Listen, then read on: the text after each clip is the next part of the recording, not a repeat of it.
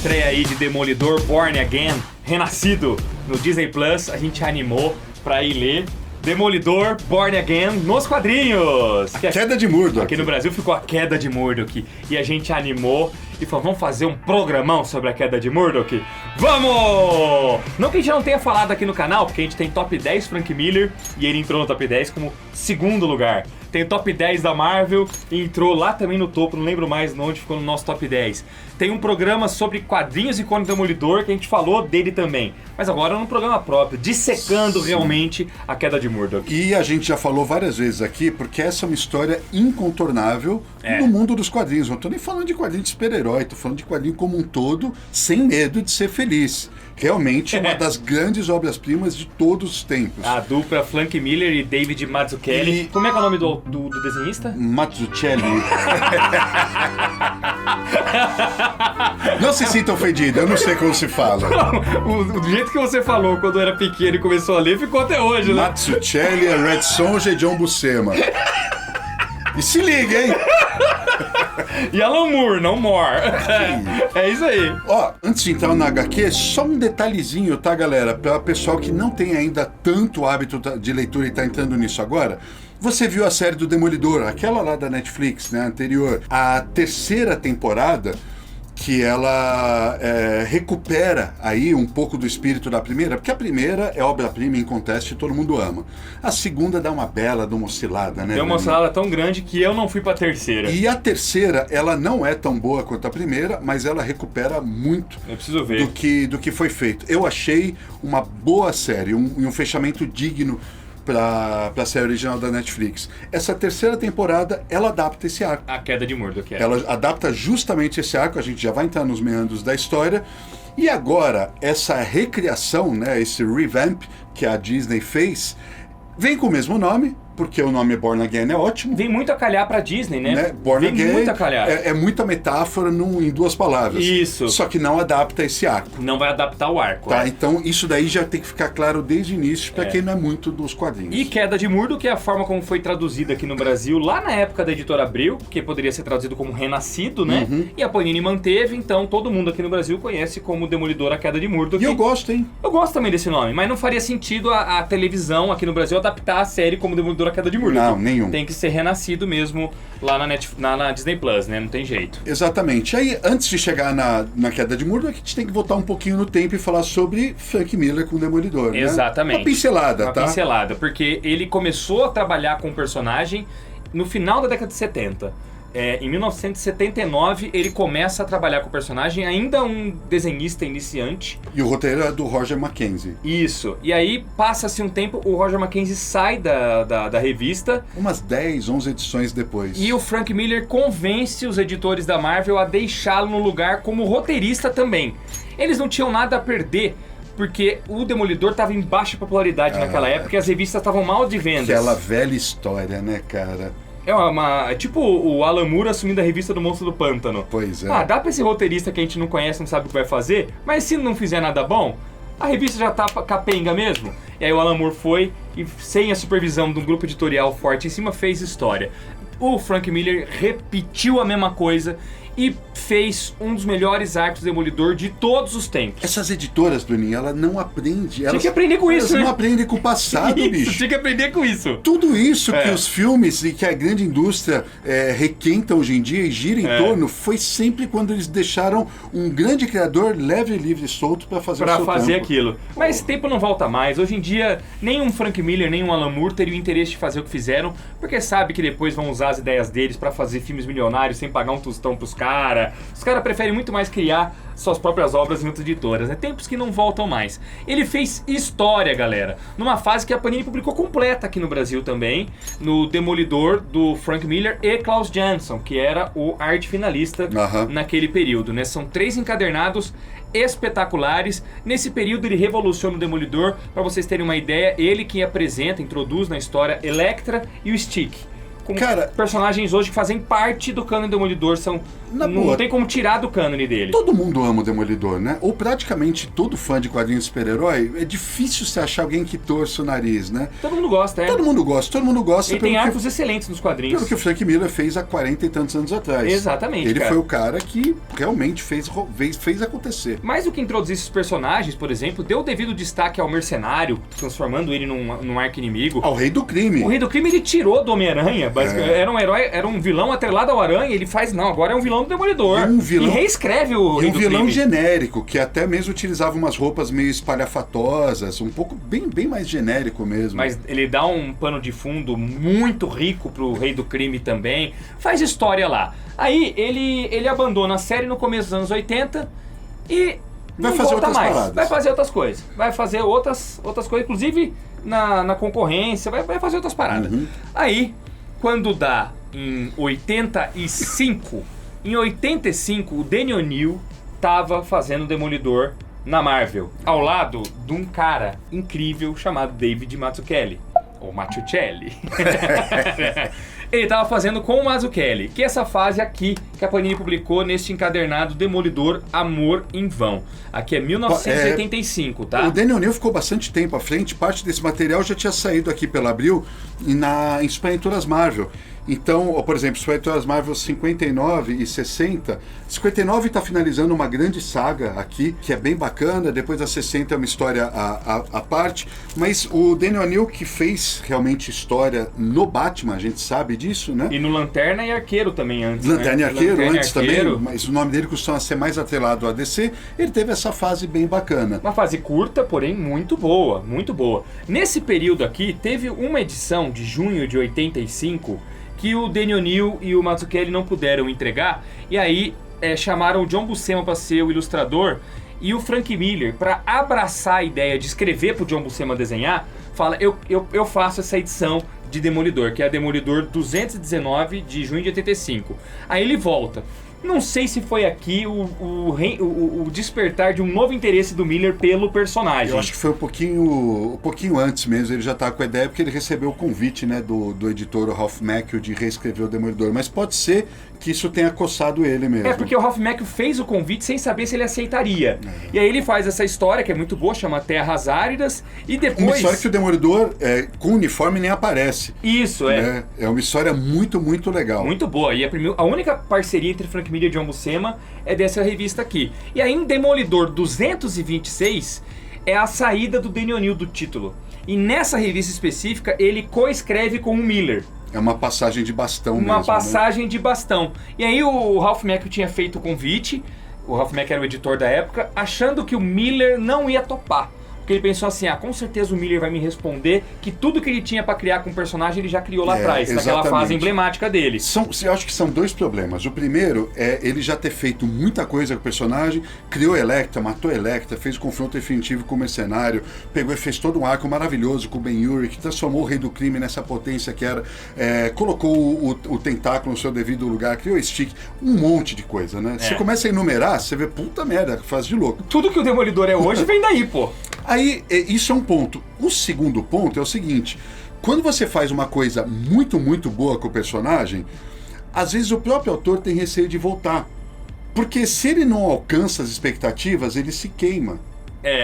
Será que eu vou conseguir fazer algo tão bom quanto era lá em 1979, 1980? Será que eu vou conseguir dar conta disso? Deixa quieto, eu tô aqui fazendo meu trampo, sei lá, com o Batman, o pessoal tá amando. Tem sempre esse receio. Então o Ralph Macchio, ele pensava em duas coisas. Uma, talvez ele já tenha realmente dito tudo o que ele queria. Duas, talvez ele tenha medo de ficar aquém daquela obra-prima que ele já entregou. Mas qual é a surpresa dele quando o Frank Miller topa? Ele pede um tempo pra pensar, aí ele volta com o roteiro e fala, eu vou fazer se for com o Mazzucchelli, se ele seguir, né, porque o roteirista, o Danny O'Neill, ia sair, mas se o Mazzucchelli seguir, eu faço, e se ele topar trabalhar com um roteiro mais elaborado. Provavelmente tinha ainda um pouco do método Marvel e tal, porque ele menciona justamente isso. Eu quero entregar um roteiro bem detalhado pra ele.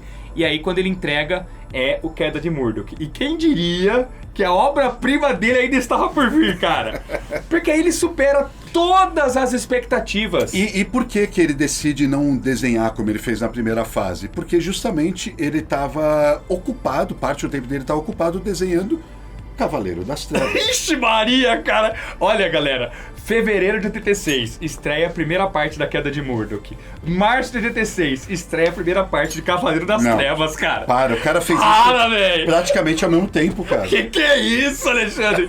Você imagina os leitores na época disso aí pirando, mano. É piada. E você tava lendo muito dessa época já aqui no Brasil, né? Tudo bem que no Brasil isso chega um pouco mais pra frente, mas você pegou isso em tempo real nas bancas, né, cara? Isso aqui eu comprei em banca. Então, lá em Super Aventuras Marvel, né? Super Aventuras Marvel 61, a Abril colocou uma chamada. Finalmente, o Demolidor de Frank Miller. É o Demolidor enfrentando o Melvin Potter, o Gladiador, que era um personagem recorrente, que antes do Frank Miller era só mais um vilãozinho. Isso. Mas o Miller transformou um personagem com muito mais profundidade. E essa história aqui é justamente a que o Bruno falou, que é o Daniel O'Neill e o Frank Miller juntos, com arte do David Mazzucchelli. Aí o Daniel O'Neill sai e o Frank Miller segue adiante. Já Tanto na outra que, revista, na edição da Panini, essa história não está incluída. Não está incluída. Ela está incluída aqui. Aqui em Demolidor Mão em Mão. Então, lendo isso daqui, você depois sai direto para isso daqui. Ela não é contada como Saga da Queda de Murdoch. Não é. Porque tá o Daniel O'Neill na parada. Só que aí na sequência começa a sair o Queda de Murdoch, e aqui foi tudo em Super Aventuras Marvel mesmo, né? A Queda de Murdoch completa. Tudo em Super Aventuras Marvel. Do 62 até o 68. Olha, você tem todas aí na época, cara. Tem todas aqui. Depois fez tanto sucesso, pessoal, que a editora Abril publicou a revista Demolidor Especial. Eram 3 edições e a segunda edição veio com Queda de Murdoch também, né? E galera, Queda de Murdoch não é uma graphic novel. Batman Cavaleiro das Trevas, sim, era um especial. Uma minissérie em 4 partes especial. Aqui não, estamos falando da minha revista mensal Daredevil, da 227 até a 233. Tava na etapa mensal do personagem. Assim como pouquíssimo tempo depois, na segunda colaboração entre os dois autores, Batman 1, saiu também na mensal do Batman. Já em 87, no ano seguinte, eles saem da Marvel pra descer, né, fazer Batman 1. Meu Deus, e fazem história novamente, outros né, cara? tempos. Hoje em dia, ou se lançaria uma revista nova pra publicar isso daqui, né, como foi o caso do All New Batman, por exemplo, que a gente fez um programa aqui, do Absolute Batman, Batman. Ou ia sair direto um formato minissérie de luxo. Total. Assim. E a mensalzinha que fique com a régua. Pô, é outro tempo mesmo. E aí, vamos entrar então especificamente na história agora, né? Fevereiro de 86 sai o primeiro número. E você vê que o Frank Miller já entendia bem do personagem, porque ele vai e resgata a Karen Page logo de cara, mano. A Karen Page, ela tava afastada do hall de coadjuvantes. Uma década. Então, muito tempo, cara. Ela tinha se separado. Ela foi namoradinha do Matt Murdock, se separaram e ela foi fazer filme em outro país.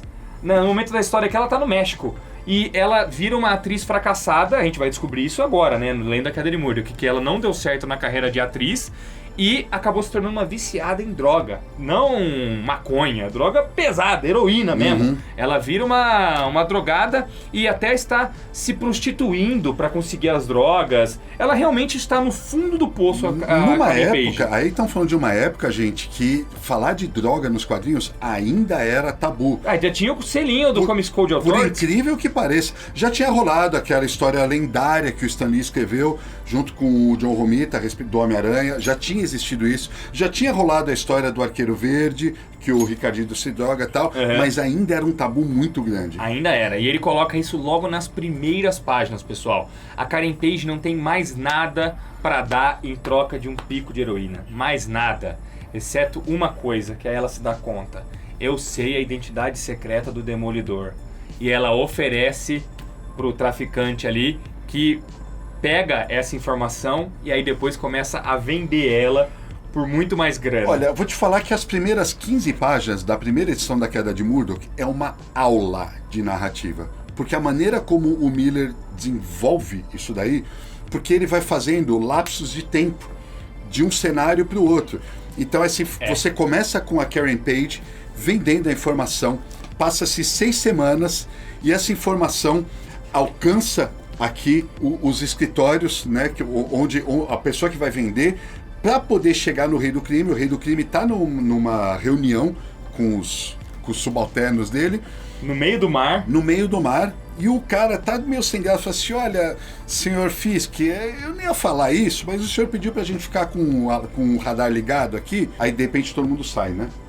Todo mundo sai, ninguém vai escutar, então a informação é essa.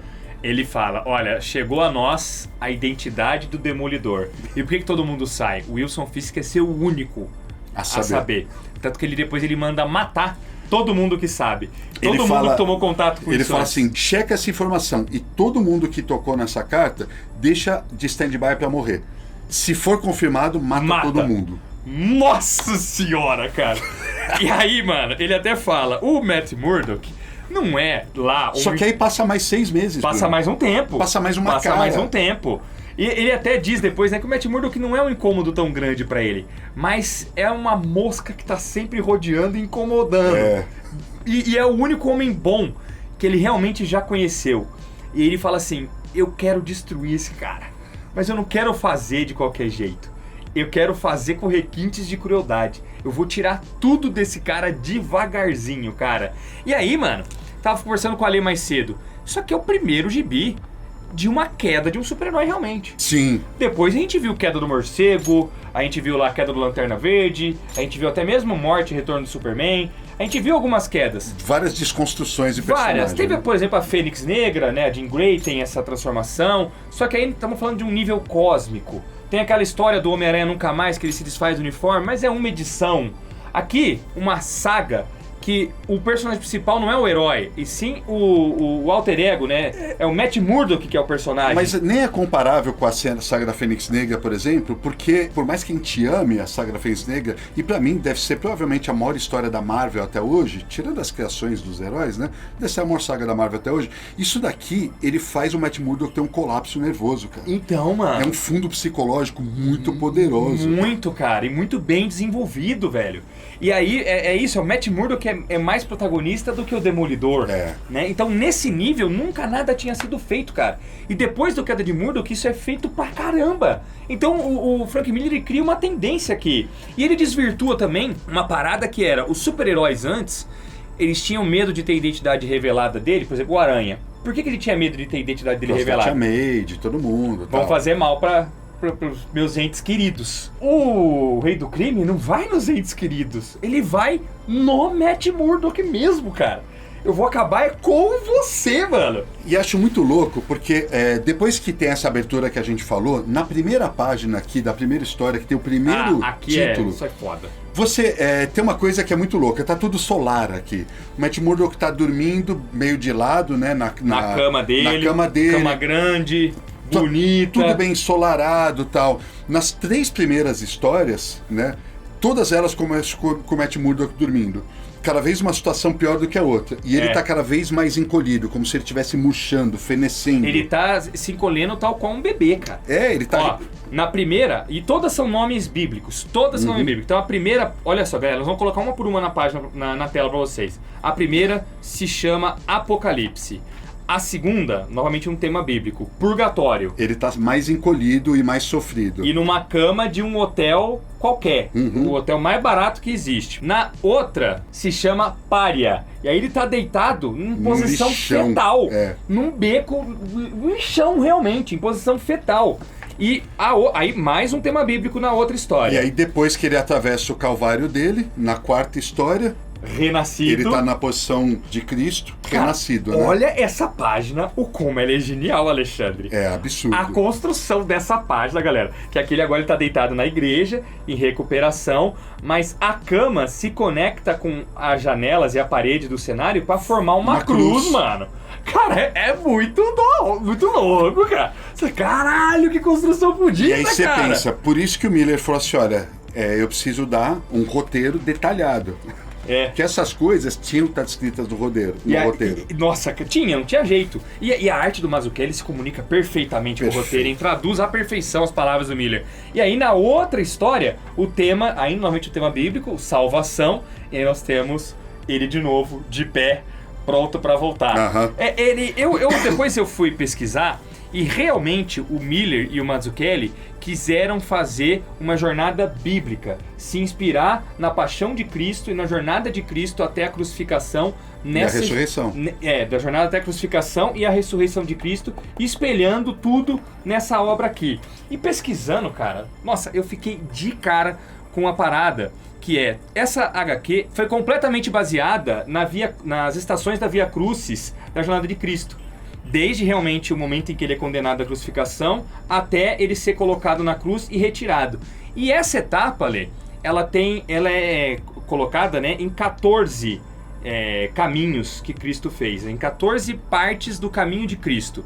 Essas 14 partes serviram de inspiração, não literalmente aqui na HQ, mas elas estão presentes metaforicamente aqui, diversas delas. Depois, cada uma das etapas. Cada uma das etapas da Via Crucis de Cristo. E essa Via Crucis, ela tem ilustrações. Cada etapa tem uma ilustração. Portanto, são 14 grandes ilustrações. Se você pega essas ilustrações, novamente, você não vai achar um paralelo literal entre as ilustrações e a forma como é desenhada aqui. Mas tem muitas referências e, pasme, sabe essas páginas inteiras que tem aqui, que a gente acabou de mencionar algumas?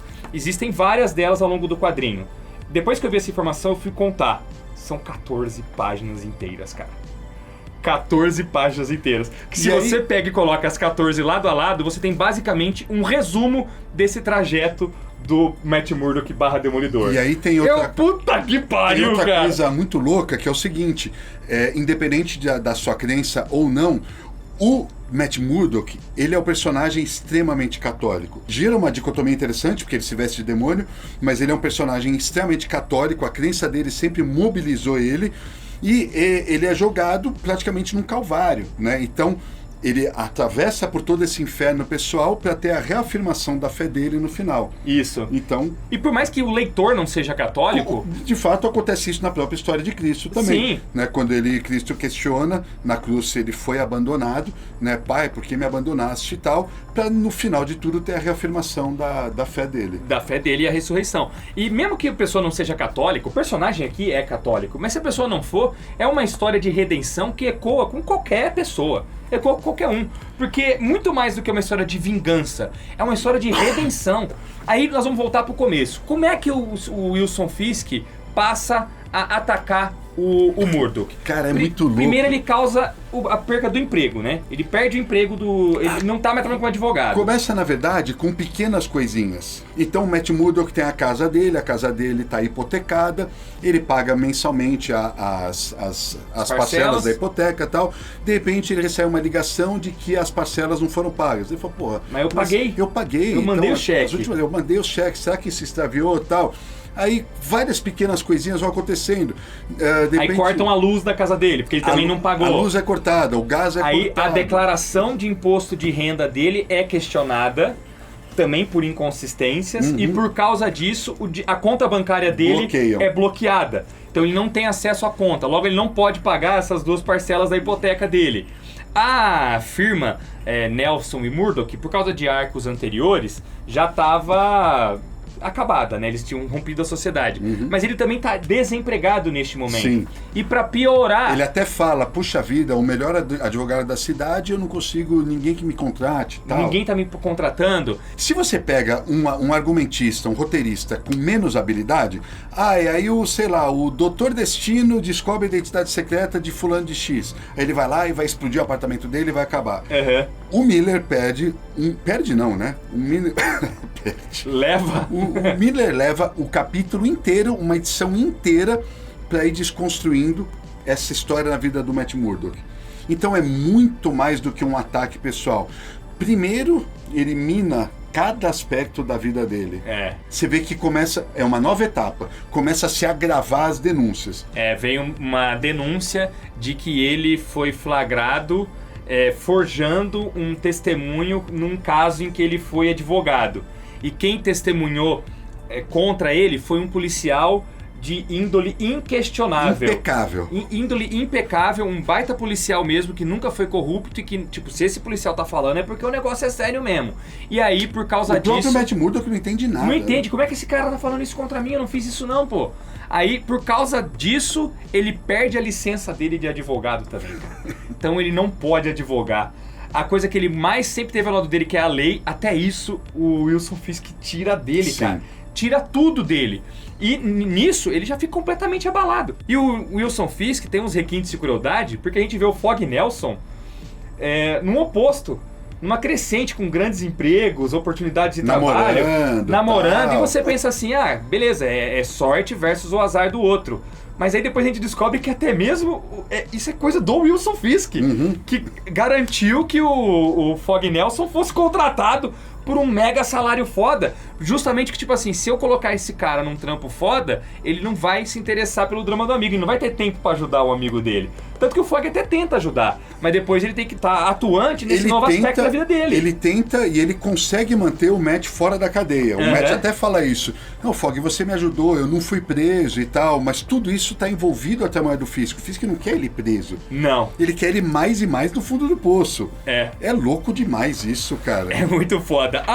Como vai ser um programa com spoilers, tá? Que a gente quer abordar a história inteira, a gente vê ainda ele se vestindo de demolidor, indo atrás da informação, tentando entender por que o policial o denunciou. Isso, ele descobre que o policial tem uma pessoa doente, né? O filho dele e o... Tá gravemente doente. E aí o rei do crime prometeu ajuda. Então é uma coisa que ele tá... Em troca do tratamento do teu filho... Você vai ter que fazer isso. Isso. E ele, pra salvar o filho, o faz. O Matt Murdock descobre que ele tá fazendo isso, mas não sabe pra quem. Não fica bem claro ainda que é o Wilson Fisk. E esses pequenos dilemas morais que acontecem na história vai ser do início ao fim, galera.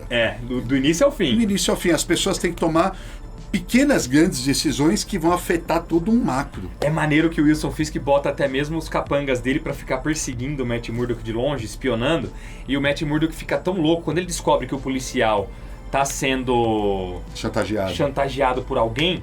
Ele vai atrás, ele vai num bar barra pesada lá onde normalmente ele pegava as informações dele e espanca todo mundo. Quem vai me contar o que aconteceu? Quem é que sabe? E ninguém sabe nada. E aí ele fica maluco. E o Wilson Fisk se diverte até com isso. O lance é que passa semanas, né? Vai passando muito tempo. E ele não sabe, mano, quem tá por trás. Por isso que eu falei que o Miller é muito hábil na maneira como o tempo vai passando. Galera, passa semanas e o estado mental dele só vai piorando e se deteriorando. E o primeiro capítulo termina literalmente com uma explosão. Termina com uma explosão. Aí o balão é legal porque ele chega, ele tá totalmente desnorteado. Abalado, desnorteado. Aí ele tá entrando na casa dele quando o prédio inteiro explode. Numa página inteira maravilhosa. No que explode, tem o monólogo aqui, né? Não restou nada. Então você sabe. Então é por isso. Eu jamais teria feito a relação. Nada indicava a palavra gangster até agora. Foi uma verdadeira obra-prima, rei. Não devia ter assinado. Porque o rei do crime, ele não devia ter assinado. Se ele não tivesse explodido ali, ele teria... O Matt não ia saber. O Matt não ia saber, mas ele não conseguiu evitar. Ele, tipo, eu vou acabar, eu vou explodir. Não basta eu tirar, fazer ele perder. Na verdade, ele queria, né? Ele queria que o Matt soubesse. Ele queria ter assinado, exatamente. Aí começa a fixação do Matt Murdock, a partir da segunda edição, em caçar o rei do crime. Ainda na primeira edição, lembra que a gente falou que o rei manda matar todo mundo que teve contato com a informação? Todo mundo mesmo, inclusive a Karen Page. Isso. Tem um atentado a Karen Page. E o cara pra quem ela vendeu a informação, ela flagra sendo morto, e aí ela começa a fugir e os caras vão atrás dela, né? Exato. Lá no México, isso. Então vai ter uma jornada da Karen, vindo lá do México pra encontrar a única pessoa que pode defender ela. Aí cabe dizer então que toda a narrativa das 7 partes da história, nós temos a trajetória do Matt Murdock perdendo tudo, a da Karen Page também, e aí em determinado momento a Karen se liga, bom, estão tentando me matar. Quem é o único que pode me ajudar? É o Matt. Justamente quem eu traí. Eu preciso voltar pra Nova York e me reencontrar com ele. Então nós vamos ter a saga dela. O Fog Nelson tá neste momento, ele tá num relacionamento e tudo mais, que ele fica preocupado pelo amigo, mas também não pode fazer nada. Em paralelo, vai entrar o Ben Urich. Que aí é espetacular, porque ele é o repórter E quando chega a O história... repórter que sabe a identidade secreta do Demolidor, que descobriu a identidade por méritos próprios lá atrás e sempre ficou na miúda. Então ele sabe. E aí quando chega a matéria de que, porra, Matt Murdock perdeu a licença de advogado, Matt Murdock tá perdendo a casa, é um estelionatário, é um caloteiro, é um safado. Ele fala, não. Principalmente a história do policial. Por que esse policial tá fazendo isso? Tal. Ele começa a investigar. Ele sempre foi um repórter investigativo. Né? Ele começa a investigar essa parada. Aí agora, olha só que loucura. Aí vem a jornada dele investigando. Que loucura. Quando fecha o último quadro que você acabou de ler da primeira história, o Demolidor, o Matt Murdock fala assim: Rei, você foi uma obra-prima, você não devia ter assinado. Você, leitor, que tá lendo pela primeira vez, você fala assim: nossa, agora vai ser um arregaço. Agora ele vai atrás do Wilson. Agora ele vai atrás e vai quebrar tudo.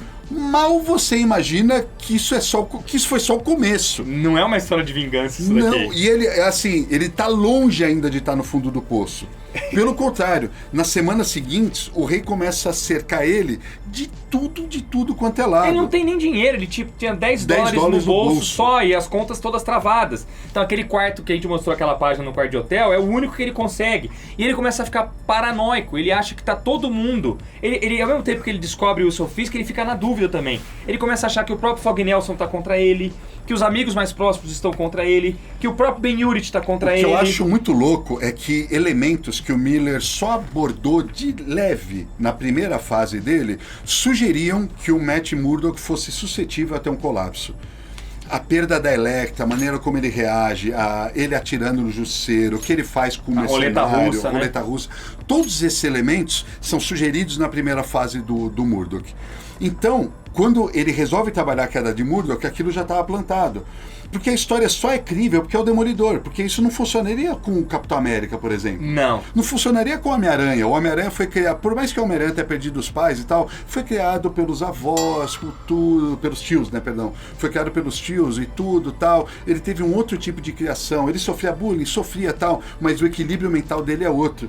E o Miller deve ter olhado de fora e falou: ninguém nunca fez o colapso que eu queria ter feito, vou eu fazer então. E no personagem certo. Então ele já tinha plantado lá atrás as sementes e agora ele conseguiu fazer acontecer. E ele tem um colapso mesmo, cara. E ele se imagina, inclusive, descendo a lenha no Rei do Crime, acabando com a... Vou entrar lá no prédio dele e vou acabar com ele. Ele fica telefonando pro Fog e fica ameaçando. O cara que é a espelunca que ele tá morando lá, que ele tá dormindo, do hotel, o cara vai cobrar uma noite de aluguel pra ele enforca o cara, bicho. Ele acha que é o Rei do Crime chegando. Ele fica mega assustado quando ele pensa só... Olha lá, tá, passos no corredor, vindo pra cá, chegando perto, mais perto, respirando pela boca como fazem os gordos, chiando, grunhindo, parando em frente à minha porta, bem em frente à porta. Olha a cara dele de medo, cara. Uhum. Aí ele bate na porta, ele já cata o cara pelo pescoço e sai socando o maluco, mano. E o maluco só fala assim: meu amigo, o seu check-out já tinha que ter sido meio-dia. Cadê Você vai mais uma noite? Espancado pelo cara, mano. Aí como tem os capangas seguindo ele mostra um colapso que ele teve no metrô também, quando ele testemunha um assalto. Cara, ele acaba com a galera no metrô. Essa descrição é ótima, né? Porque o cara que tá seguindo ele relata tudo que ele viu pro Rei do Crime. Isso. E o rei fala pra ele: eu invejo você, seu verme. Você viu a queda de um herói mesmo. Isso, eu queria ter... Aqui, ó, ele fala aqui, ó: eu não poderia sonhar com um inferno mais perfeito. Eu invejo, seu verme desprezível e abençoado. Você testemunhou a morte de um nobre. A morte de um nobre. O prazer de seu ataque iminente não será nada comparado a isso. Por que ele fala isso? Aí o cara fala: você acha que ele vem pra cá? Sem dúvida. Porque nessa cena do metrô, o Matt Murdock testemunha as pessoas em volta dele sendo agredidas. Não faz nada. Por bandidos, não faz nada. Só quando ele próprio é ameaçado, ele quebra os caras. Aí os seguranças, a polícia chega, ele quebra os caras também. Isso. Ele tá completamente fora de si. Aí ele sai, ele pega um cacetete num policial e vai rumo ao negócio ao prédio do Rei do Crime. No caminho ele liga pro Fog Nelson e começa a se desculpar e tal, e falar que tá paranoico. Aí, não, mas será que o guarda trabalhava também pro Wilson Fisk e tal, não sei o quê? Aí quando você vê, ele não tá falando com o Fog Nelson, ele tá falando sozinho no telefone, mano. Tá até a telefonista ali, cara. Ele já tá loucaço, cara. Quando ele chega, ele acha que ele vai descer o cacete no Rei do Crime. Pelo contrário, o Rei do Crime acaba com ele, cara. Porque o Rei do Crime tá completamente bem das ideias. Uhum. E ele não, ele tá destruído já. Não só acaba com ele, quando fala assim: eu não posso matá-lo aqui. se eu fizer essa morte aqui, ela vai ser motivo de investigação.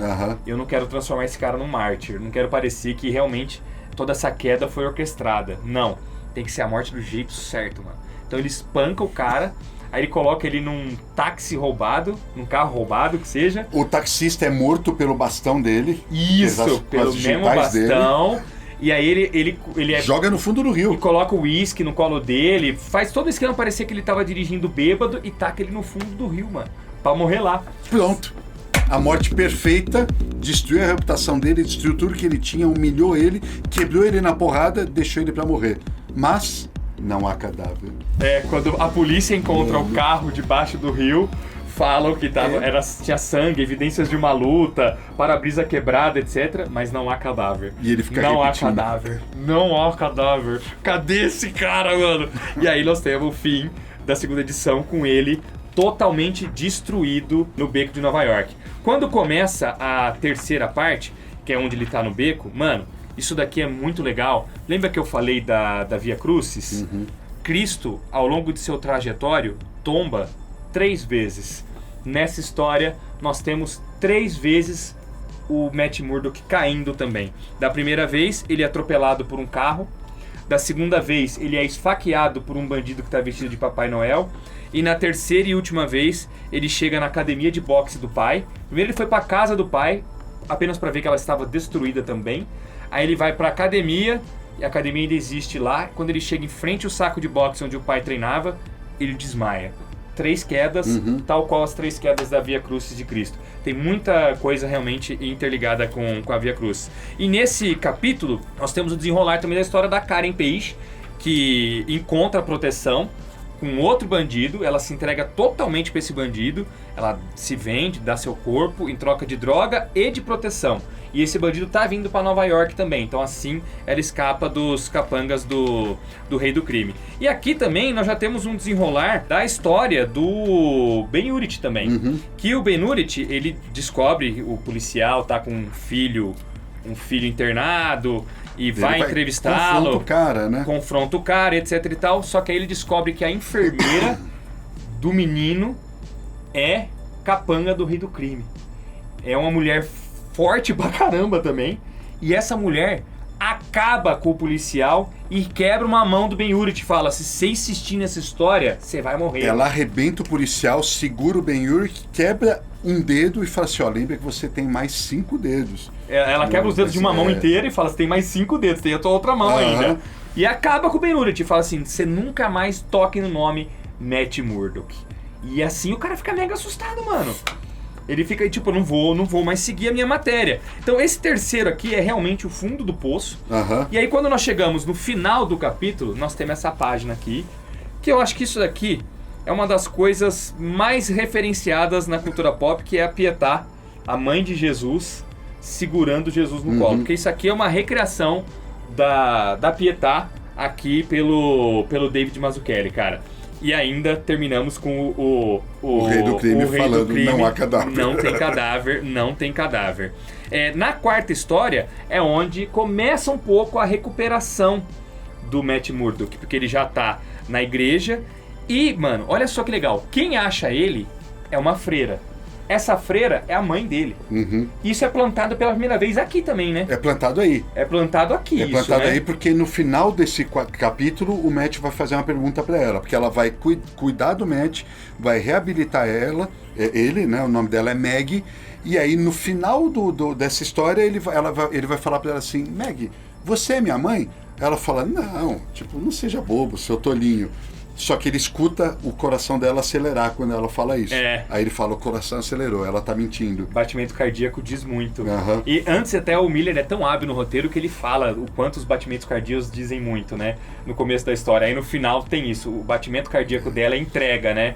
E ele é muito legal porque ele abre esse capítulo, como ele tá totalmente desmaiado, ele fica... Não, no capítulo anterior ele fica lembrando de quando ele ganhou os poderes. Então nós temos um resumo de como ele ganhou os poderes. E naquela época, ele cego, ele também recebeu a visita de uma freira que disse que na verdade tinha sido abençoado e tudo mais. E aí ele reconhece que é a mesma freira, por isso que ele pensa: essa freira é minha mãe. E num paralelismo interessante, Bruninho, conforme o Matt Murdock começa a entrar no seu No seu caminho para a salvação, as coisas começam a dar errada para o rei do crime. Então, por exemplo, outras pessoas que são da máfia também, que são gangsters e tal, começam a questionar as atitudes dele. Porque ele tá gastando muito tempo e dinheiro nisso. Pô, você gastou muita grana nisso, os nossos negócios estão sempre prejudicados. Ó, você estourou um negócio que era um ponto de droga, você fez tal coisa, tal, papapá. E o rei do crime, ele responde sempre de uma forma muito agressiva, chega até a matar um cara um pouquinho mais pra frente, que o cara passa do limite com ele, mas os negócios dele começam a degringolar. Então, você tem uma ascensão do rei com uma queda do Matt, e agora aos poucos a coisa começa a se inverter. E aqui nesse capítulo ainda, tem uma das cenas mais cinematográficas, né, da história dos quadrinhos, que é essa sequência aqui do Ben-Urich, quando ele ainda tá meio entre a cruz e a espada, ele tá morrendo de medo e tal. Ele tinha desistido realmente, não vou fazer a matéria, tô com medo, né? Mas ele tá no telefone com o policial. O policial liga pra ele. E o policial tava disposto a entregar tudo. Sim. Tava falando assim, não, O policial já internado, depois da surra que levou da enfermeira, né? Que se foda. Mas eu falo tudo. Eu tenho que contar a real, tal, eu só sei o que lá, um cara de muita índole, muita honra, muito é um cara de bem, e né? O filho dele morreu, mano. E o filho dele morre também. O tratamento não salvou o filho. Salvou o filho dele morreu. nenhuma. Aí ele fez tudo isso pra tentar salvar meu filho e nem assim eu salvei. Aí ele fala, eu vou testemunhar, e ele tá no telefone com o Urich. Olha essa sequência, gente. Conforme a conversa deles vai desenrolando, a enfermeira lá, a matrona maluca, Nossa, ela entra, velho. E só fala pro Ben-Urich. Ela pega o telefone, mano. E ela fala assim... Meu patrão gostaria que eu visse isto, Sr. Urich. Isso. Coloca o telefone do lado e começa a enforcar o cara, velho. Mano, aí quando você vira a cena, cara, olha essa sequência do Ben-Urich. Todo o entorno dele continua, a redação, as pessoas estão... Uma redação de jornal super ativa. E ele tá devendo a matéria dele e tal, a turma tá em volta, e ele ali ouvindo pelo telefone o amigo morrer. Escutando o cara morrer, olha ele, o Matuccielli aproximando o close, a coloração que ele usa quando ele sai da tonalidade natural de uma pessoa, pro pânico dela. Isso, termina bicho. de matar, obrigado pela atenção, senhor. Puta que isso, mano? Cara? Que cena é essa? É muito bom, cara. E aí ele fica em pânico, ele fica atônito. E um pouquinho mais pra frente, vem o Jameson falar com ele. E o Jameson fala, Urich, eu já vi isso daqui acontecer várias vezes. Um policial como você, de repente... um repórter. Um repórter como você, de repente, perde a coragem, quer desistir da matéria. Aí, e o Jameson é casca grossa. Fala, você tá esquecendo que o que nós temos aqui são 13 milhões de leitores. Isso é o suficiente pra destituir presidentes, cara. Pra acabar com pessoas. Você tem uma arma muito maior na tua mão. Aí ele se decepciona e fala assim, sai da minha sala. Fica feliz por eu não te despedir. Porque o Jameson é casca grossa. É casca grossa, né? mano. Quando ele não é tratado de forma estereotipada, ele é um puta personagem. E aí, nisso, o Wilson Fisk cada vez mais paranoico. Cadê o Matt Murdock? Cadê o Matt Murdock? É quando tem a primeira menção dele chamar o Bazooka. Que o Bazooka tá na Nicarágua. Aí ele fala, eu preciso de um cara que venha pra cá pra fazer um regaço na cozinha do inferno, pra eu desintocar o Matt Murdock e o Demolidor de onde ele tiver e aí poder matar ele. E aí entra um outro aspecto da série, galera. Caralho, quem que é o Bazooka? O Bazooka é um cara também que, tal qual o Isaiah Bradley, que é um outro Capitão América, que a gente tomou conhecimento muito tempo depois, a gente sabe que vários soldados sofreram experimentos aí com o soro do super soldado do Steve Rogers. Experimentos diversos com resultados diversos. O Bazooka é um cara que sofreu esses experimentos e ele ficou completamente pinel, completamente maluco. Ele é um patriota extremo. E ainda é um agente federal. Ainda é um agente federal que só é mandado para uns lugares, no caso ele está na Nicarágua, onde está tendo guerrilha, conflito e tal. Ele só vai lá para fazer um arregaço, nunca em solo americano. E o Wilson Fisk mexe os pauzinhos dele para trazer ele para Nova York. E o assessor dele ainda fala assim, senhor Fisk, pelo amor de Deus, a gente não pode trazer ele para solo americano. Só que ele dá cabo desses caras aqui. Aí o Fisk fala assim, eu não pedi a tua opinião. Isso não foi colocado em discussão, né? Traz o cara e acabou. E acabou, cara. Pelo amor de Deus. Puta, eu quero pontuar ainda nesse capítulo, esse quadro maravilhoso aqui, ó. Olha esse quadro maravilhoso, mano. Maluco. Que é isso, cara? Ó a trindade desenhada aqui, ó. Jesus, Deus, Espírito Santo. Cara, é muito foda, muito foda. Uma coisa que... Aí tem o capítulo da mãe, né? Que ele descobre que é a mãe. Esse capítulo aqui, uma coisa que eu achei esquisito, depois até ver na Abril, ele é chamado de salvação, né? Saved no original, mas seria uma tradução de salvação. Só que aí na abertura a Panini colocou salvo. Deveria ter mantido salvação, né? Porque salvação faz muito mais É o sentido, quinto, né? Esse aqui é o quinto episódio, isso. É o quinto episódio. Deixa eu ver é quando como- ele se coloca de pé novamente, né? Que aí, enquanto ele tá na igreja, a mãe dele... Salvo. também. Então deve ser salvo. É. Antes tem salvação escrito? Não. Então ficou salvo também. Ficou só como salvo. Como ele tá na igreja, ele é tratado... Porque antes ele é... Na hora que ele sai do carro, etc., ele é atacado tantas vezes, atropelado. É ele esfaqueado. tá com a costela quebrada, perdeu sangue pra caramba e tudo mais. Só que aqui ele começa a treinar de novo pra voltar à ação, né? Nesse capítulo especificamente, nós vamos ver o Matt Murdock meio que ressuscitado. Igual Cristo, que antes de se revelar fez algumas coisas nas sombras, digamos assim, ele também. Então Algumas aparições, ele né? faz algumas aparições antes de se revelar. Aqui também o Matt Murdock começa a voltar a agir, só que sem se revelar por completo Demolidor. E é muito legal porque acaba coincidindo com o Ben Urich. Depois que ele retoma a coragem de falar, a esposa dele é atacada. Ele retoma a coragem, coloca até guardas, policiais acompanhando ele, seguranças. A esposa dele é atacada. E é muito boa a cena quando o Matt Murdock chega e salva ele e a esposa da morte. Também salva rapidão, desce o cacete na enfermeira, aquela enfermeira durona, e vaza. Então, caraca, então o Matt Murdock está de volta, eu E sei. nesse capítulo também tem uma solução ótima pro Matt Murdock conseguir um uniforme de volta. Porque, porra, ele perdeu tudo, as roupas dele estouraram, tudo estouraram e não tem mais uniforme. Aí a gente retoma o Melvin Porter, esse personagem, o Gladiador. Que apareceu aqui na primeira história do Murdock, do Miller com o Daniel O'Neill, que a gente mencionou. O personagem aparece de novo, porque o Melvin Porter, ele é um costureiro. Ele tem uma empresa, né, Uma loja. Que faz ternos, que faz costuras e tal. E ele começa a ser pressionado para fazer um uniforme do Demolidor, né? Ele começa a ser pressionado pelo Wilson Fisk, Sim, pelos capangas. Pelo Wilson Fisk. E ele que acompanhou tudo pelos jornais, e ele já se reabilitou, ele não é mais um vilão, ele não quer fazer, mas ele não tem escolha porque ele está sendo chantageado também, né? E aí, tem uma cena que é de arrepiar. Mas antes da cena, o Wilson Fisk tá forçando ele a fazer, porque eu vou entregar esse uniforme pra um psicopata. Ele tira um psicopata de um hospício do mesmo. sanatório lá, um cara serial killer, tira esse cara e fala, eu vou vestir esse maluco de Demolidor e vou colocar este maluco pra matar o Fog Nelson, a namorada e a Karen Page, que já tinha chegado em Nova York. Vai matar todo mundo. E isso daí seria uma forma de tirar o Matt Murdock das sombras. Isso, né? E também pressioná-lo mais uma vez com um pesadelo, né? Que tipo assim, os amigos morreram achando que foram mortos pelo Demolidor, achando que o Matt Murdock os matou. E vai colocar essa roupa nesse vilão. E esse cara tá pressionado, tipo, eu não sei o que eu faço. Ele liga pra filha dele, filha, eu tô sendo pressionado assim, o que eu faço? Devo fazer, não devo? E aí vem a cena que você ia falar. A cena... velho. Ele tá entre a cruz e a espada lá, aí de repente aparece o Matt Murdock nas sombras, com os braços cruzados assim, encostados, acho que no batente da porta, na janela, sei lá. Aí ele fala assim, Melvin, pode fazer a roupa, vai ficar tudo bem. Ninguém vai se machucar. Aí o Melvin olha... Que bom ouvir sua voz, cara. Tá que bonito. Ele tá de volta, Aí você irmão. já tem certeza disso. Que aí a escalada dele já tá ascendente mesmo, né? Ele não tá só batendo num saco, ele já tá tomando ações ativas. E a mente dele tá sã de novo, ele sabe o que ele tá fazendo. Ele se recuperou novamente. E aqui esse episódio é maravilhoso, porque aqui nós temos... A trama se desenrola de tal forma que o Fog Nelson...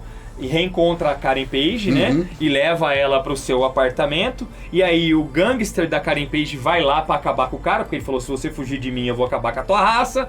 E aí o rei do crime também coloca 2 capangas dele ali pra ficar de olho se a situação com o psicopata vestido de Demolidor vai se desenrolar tudo certo. E tem o próprio psicopata entrando ali na história também, vestido como Demolidor. E vira uma cena de ação brutal ali. Muito, muito legal, cara. O psicopata logo de cara já mata um capanga do Wilson Fisk. É muito... Ó, o apartamento que você vai é o número tal. Me diz se você entendeu pra saber que isso não é surdo. Aí ele começa a matar o cara e repetindo o número, né?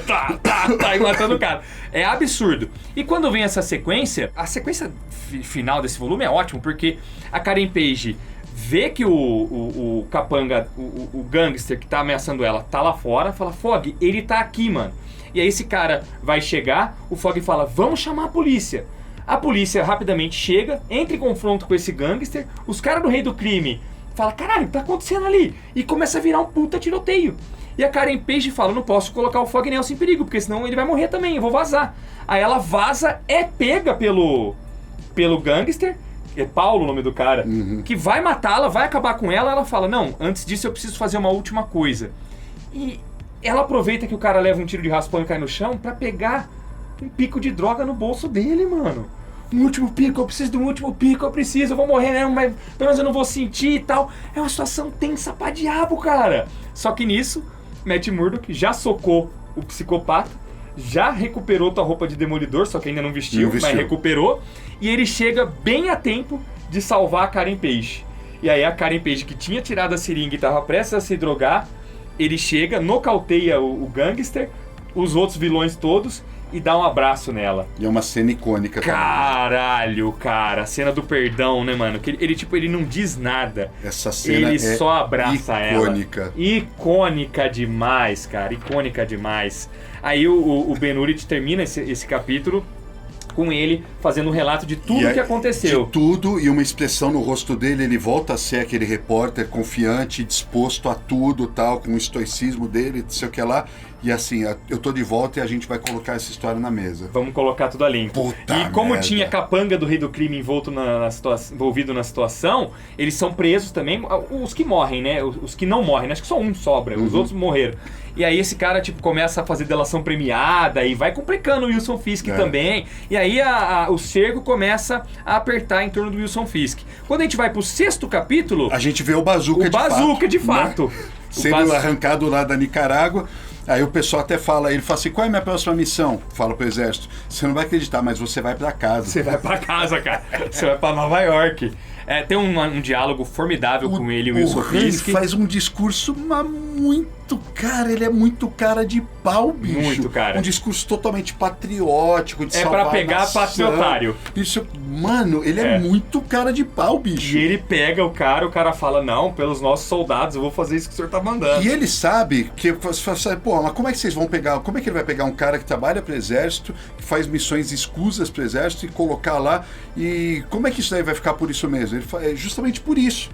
Justamente por isso, porque tem um monte de gente lá no exército que deve pra ele, se ele sabe o poder de um monte de gente, eles nunca vão admitir. E também o público nunca vai associar um soldado federal ali do exército trabalhando pro Wilson Fisk. Então, vão culpar o exército que se vire com essa informação, e eles não vão me revelar porque eles estão na minha mão. Tem um monte de general lá que tá na minha mão. Exatamente. Então é um plano meio que perfeito pra fazer o Demolidor dar as caras. E ele não tá nem aí com as baixas, né? Mano, o Demolidor é legal porque quando ele recupera o uniforme, você também pensa que vai ser colocado ele indo atrás do Wilson Fisk. E ele não vai, cara.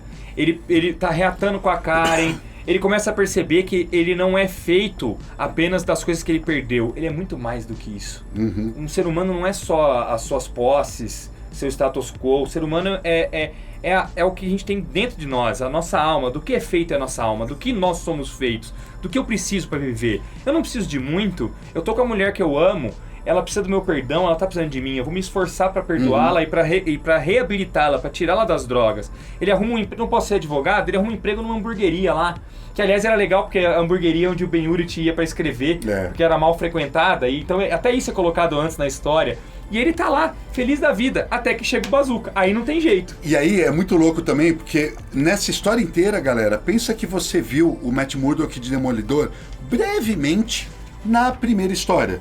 Só na primeira. Num pequeno momento. Depois você fica 5 edições sem ver o Demolidor. Você não vê mais em momento algum. Você vê um cara vestido de Demolidor que não é o Matt Murdock, e você só vê o Matt Murdock até que na última página, depois do regaço que o Bazooka tá fazendo, da sexta história, tem uma das 10 páginas mais icônicas da história dos quadrinhos super-heróis. Não, e sem dúvida a aparição mais foda que tem. Que é que você se arrepia inteiro, você fala... Você vê o bastão dele acertando o Bazooka, quicando, voltando pra mão dele. Puta que eu E aí o Demolidor no fogo, mano. Olha, você vê o Demolidor com as chamas. E o último capítulo, novamente, é um termo bíblico, né? Armagedon. Que aí é o confronto, né, final entre o Demolidor e o Bazooka. Só que como ele é um super soldado, o Demolidor não tem muito o que fazer, mas mesmo assim ele tá conseguindo. Até que chegam os Vingadores, cara. Que estão em Nova York, pô. A gente já falou desses filmes da Marvel que foi cenas de perigo em Nova York e nenhum herói aparece. Aqui não, eles aparecem. Eles aparecem. E a aparição do Capitão, do Thor, do Homem de Ferro aqui é muito foda. A velho. aparição do Capitão já é muito foda, porque ele fala, o Steve Rogers aparece segurando uma pessoa, um civil. É a namorada do Fogg É Nelson. a namorada do Fogg. Que tinha virado fotógrafo do Ben Urich nessa Aí hora. ele fala uma parada. Tem a narração do Ben Urich. A narração do Ben Urich. O homem que a voz é capaz de poderia controlar um deus. É, né? do nada eles aparecem. Um soldado cuja voz poderia comandar um deus. E comanda. Aí você tem o Thor. Apagando as chamas. Apagando as chamas, causando uma tempestade. Nossa! Súbito começa a chover torrencialmente. Todos nas imediações se calam. Caraca, cara! Aí, sabe que, meu, é muito absurdo, porque suponha que você nunca leu uma história do Capitão América na vida. Com esse único balão, o soldado que a voz poderia controlar um deus. Pronto! Você já sabe que esse cara é muito foda. Quero ler Capitão América! Esse cara é muito foda. E aí você vê o Thor aqui, você fala, caralho, esse cara é outro foda. E ele vai aparecer mais pra frente na história como uma participação especial, muito pra lá de especial, porque a gente tá falando de experimentos com o soro do super soldado, não sei o que lá. Então, o desenrolar da história do Bazooka acaba sendo resolvido mais por ele Mais pelo Capitão América. do que pelo próprio Demolidor. Do que pelo próprio Demolidor. Se bem que aí, né, nessa etapa aqui o Demolidor já tá completamente reabilitado, passa a ajudar as pessoas da Cozinha do Inferno, que foi dizimada, né? Até os caras falam pro Wilson Fisk, você tá fazendo genocídio, cara, você é maluco, não faz isso não, tal. E aí, realmente, no final das contas, quando tem a última cena de ação envolvendo o Bazooka, o Capitão América acaba sendo atacado pelo exército. Porque, tipo assim, Capitão América, você tá indo contra um soldado nosso. E enquanto o Capitão América detém os soldados, o Matt Murdock aproveita pra escapar, ele pega um carro, ele rouba um carro, e ele vai até o jornal... E nessa sequência que ele tá sendo atacado, o Bazooka ele é metralhado. Arrebenta ele inteiro. Um helicóptero metralha ele. E depois da treta que ele teve com o Capitão América, que eles despencam do alto de um prédio, ele tá totalmente abalado, né? Ele já não tem mais como oferecer resistência pro Matt Murdock. E o Matt Murdock tá levando ele para um hospital. Não, ele leva pro jornal. Não, primeiro ele tá levando ele para um hospital. Ele fala assim, não dá mais para levar, ele não vai ter salvação, é Em isso, meio a né? tudo isso, eu capto a pulsação dele, não me parece boa. Enquanto houver chance de levá-lo ao hospital. Não, nada de hospital. É isso aí. Só resta um lugar agora. Aí ele um fala assim, propósito a que ele ainda pode servir. Ele vai morrer de um jeito ou de outro, então ele não vai para o hospital, ele leva ele para o Clarim Diário. Nossa! E aí é um cara que vai colocar a limpo toda essa história e finalmente tirar o Matt Murdock daqui e tudo vai respingar no Wilson Fisk. E aí nós temos o final, só que o final não é uma vingança, não é nada. O Wilson Fisk se ferra por conta do jornal, por conta das denúncias que começam a pipocar, dos capangas presos. Aquilo que o Jameson falou lá atrás, a gente tem não sei quantos milhões de leitores, a gente tem a força, então o Wilson Fisk fala, eu, óbvio, fiquei de fora da cadeia, né, ele não vai nunca ser preso, mas ele se tornou um vilão aos olhos de todos. Isso. E o Matt Murdock sai feliz com a Karen Page, reabilitado por completo. E a reconstrução desse personagem em si vai ser feita depois pelos outros roteiristas, né? Como ele vai recuperar sua profissão e tudo mais. Mas, porra, que história, que história. Véio. 7 edições que tem quase 40 anos de idade e elas exalam um vigor, uma força narrativa, cara, que influencia até hoje os quadrinhos, bicho. Até hoje, cara. Puta merda, Olha as 14 estações da Via Sacra, Alexandre, as 14. Você vai ver muitos paralelos com a história. Primeira, né? Vamos na ordem aqui. Jesus é condenado à morte. Jesus carrega a cruz às costas. Jesus cai pela primeira vez. Jesus encontra sua mãe. Simão de Cirene ajuda Jesus. Verônica limpa a face de Jesus. Jesus cai pela segunda vez. Jesus encontra as mulheres de Jerusalém. Jesus cai pela terceira vez. Jesus é despojado de suas vestes. Jesus é pregado na cruz. Jesus morre na cruz. Jesus é descido da cruz. Jesus é sepultado. E aqui acaba as 14 estações da crucificação de Cristo. Não tem paralelo com o Bolt? Sim, total, cara. Despejado de suas vestes, encontra sua mãe, cai 3 vezes, ajudado por não sei quem, as mulheres de Jerusalém, pode até ter um paralelo com os Vingadores que chegam ali. Tem muita coisa, cara. Quando você começa a fazer essas relações, explode a tua cabeça, mano. Aí depois você conta e vê que tem 14 ilustrações de páginas cheias, tal qual são 14 ilustrações das estações de cruz. Você fala, muito genial os dois, mano. Sim. E não é à toa, isso não é leitor vendo pelo em ovo. Isso é pesquisado, não, lógico, é comprovado, cara. A gente tá falando do Frank Miller, né? É um dos maiores de todos os tempos. E o David Mazzucchelli também, né? O Mazzucchelli, depois do Batman 1, acabou que nunca mais fez super-herói, foi fazer outras coisas. Ele se tornou muito maior do que a indústria de super-herói. Eu vou te falar mais, viu, cara? Quando você lê toda a fase dele com o Danny O'Neill, porque crucifiquem-me se quiser, já que a gente tá falando disso. Mas A quando fase você vê dele quem? Do Demolidor? A fase do Mazzucchelli com o Daniel O'Neill, tá. ele era um bom desenhista, um grande desenhista, mas ele estava muito mais dentro dos parâmetros convencionais da arte de desenhar quadrinhos do que qualquer outra coisa. Ele era comparável a outros caras aí que fazem quadrinhos também. Eu acho que no A Queda de Murdoch ele já começa a quebrar alguns paradigmas e começa a modificar o traço dele. Isso daí é muito mais acentuado no Batman 1. Muito mais. A linha dele tá totalmente diferente. Cara, isso culmina nas obras dele que autorais, Austérios Post é a outra. É, né? Cidade de Vidro. Então, na minha opinião, se ele não tivesse passado por essa parceria com o Frank Miller, eu não sei como teria sido desabrochar do Mazzucchelli. É verdade, Honestamente, eu tenho essa opinião, cara. Aham. Caraca. Não tô desmerecendo o Mazzucchelli como autor, também é gênio tal, mas essa parceria aí fez diferença nele como com certeza, como artista, transformadora no mínimo, né, cara? Porra, legal, hein? Que vídeo completaço sobre A Queda de Murdoch! Não tem no YouTube Brasil vídeos tão completos assim sobre obras-primas como essa. Qual a próxima que vocês querem que a gente faça? A gente pode demorar pra fazer, mas agora a gente faz. Bora, sai. Quem ficou até o final, comenta aí. A próxima obra que eu quero é... Tá! E joga nos comentários. Estamos aqui toda quarta, sexta e domingo. Um grande abraço a todos vocês! Beijo.